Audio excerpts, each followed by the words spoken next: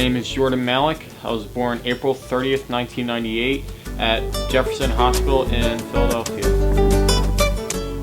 So growing up, my entire family was pretty much happy. My parents were happy, my brother Jamie was happy, and everything was real good.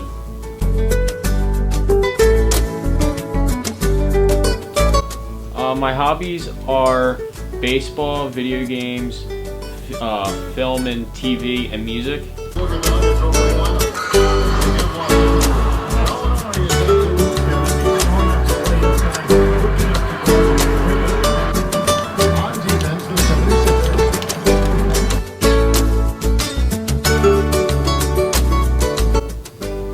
My childhood growing up was real good because there was just no negativity. There was just all positivity. There was nothing to be mad or sad about, only things to be happy about.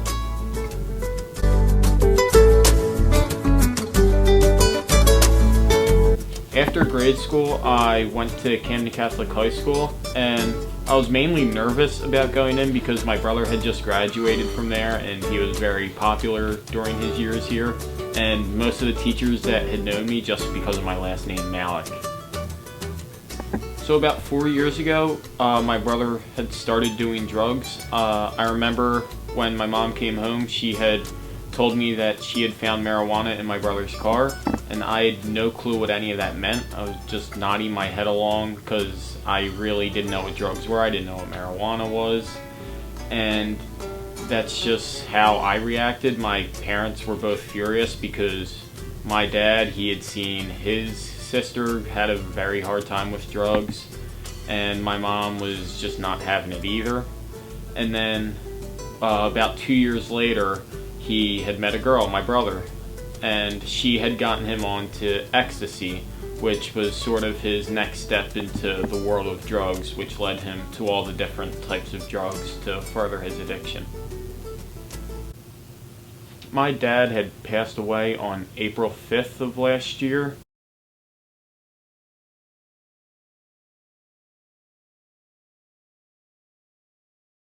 And I remember that day very well, just everything that went through that day. It started out, we were at baseball practice for Camden Catholic, and my dad had pulled up just to say quick hi to me before he went to ump the 2 games he had to ump that day, because that's what he would do on the weekends. He would ump baseball games for PYA baseball. So I see him there, he leaves to go ump, and then after practice I was very tired, I was just beat, and I went to go take a nap, and I got woken up by a knock at the door, and it was cops at the door to talk to my mom. My dad had had a heart attack at PY baseball field, preparing the field for the next game, and my mom had thought it was just going to be a small heart attack. He had a long history of heart attacks, and he was just going to get him transferred from Kennedy Hospital in Cherry Hill to Thomas Jefferson in Philly, because that's where his doctor is and all that. And so she left, and I stayed at home because, again, she thought it was minor. And just as time went on, I got this bad feeling in me, like something's not right. You know, it shouldn't be taking this long. I would have heard from my mom. And then she had called around 7 o'clock saying, someone who's near and dear to me, Mrs. Stinger, she's going to come pick me up and take me to the hospital to see her there and see my dad.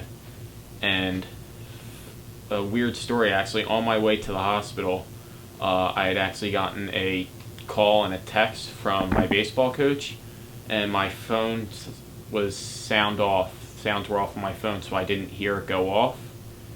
And it was actually talking to me, like, about my dad, like, apologizing, like, you know, sorry for your loss. And it just always blows my mind how they knew before I even got to the hospital. This is very weird to think about that. But, so by the time we got to the hospital, my mom was waiting in a separate room. She was very sad. She had the same feeling, even though nothing was said to her yet. She had the same eerie feeling that I did. And then the doctor came in and said he had passed away. It was a massive heart attack, and even though if they did bring him back, he probably would have had a stroke or something like that. So it's maybe it's for the better that he stayed, that he wasn't resuscitated instead of having to live with a stroke, because it's just, that's not something you'd want to live through, and I wouldn't want to see my dad live through that. And it was just devastating to see my dad and see that he's never going to be back at home again. I'm never going to be able to see him again.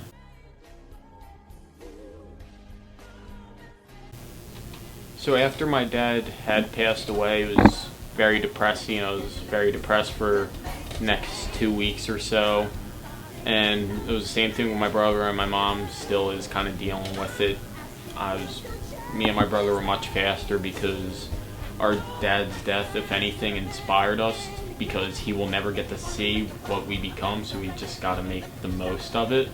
Like my brother, a week before my dad's passing, my brother had a therapy session with my dad, and my dad just felt that he had failed my brother as a father. And after my dad's passing, my brother just wants nothing more than to heal from his addiction and make him proud.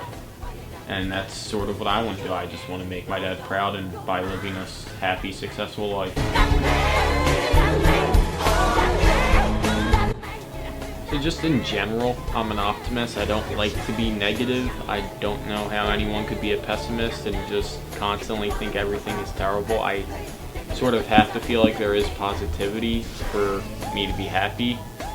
Well, I just like being happy, and I just sort of had to find it through the past year, just through different things, like, you know, through music and film and all that, just branching out and finding different ways, and especially baseball, because that was something that I had grown up with. My dad taught me everything about baseball, and it was just something that I just have to find joy and happiness, and that's how.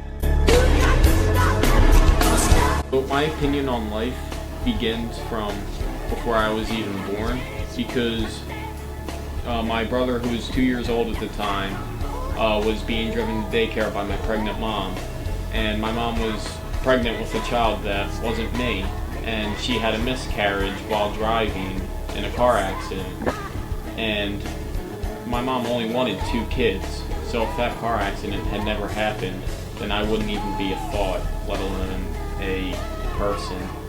And it's just, it always gets me thinking how much life is a gift, and how you gotta be able to share that gift with others and spread happiness, and life is a gift.